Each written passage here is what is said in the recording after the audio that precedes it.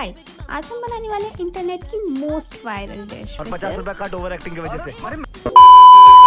Cheese cake. जिसके लिए सबसे पहले हमको दूध फाड़ के पनीर बना लेना है। पनीर बनाने के बाद हमने अपनी बिस्किट प्रिपेयर किया है। मैंने मैरीगोल्ड लिया है, उसको क्रश करके उसके अंदर मेल्टेड बटर ऐड करके उसको मिक्स करके साइड में रख दिया है। फिर क्रीम बनाने के लिए उसमें paneer, Amul cream, vanilla essence and sugar डाल के उसको ग्राइंड कर लो and your homemade cream cheese is ready.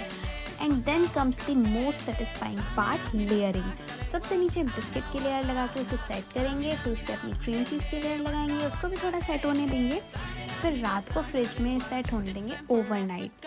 फिर सुबह निकाल के उसमें चॉकलेट मेल्ट करके ऊपर से एकदम अच्छे से फैला लेना है and your cheese cake is ready.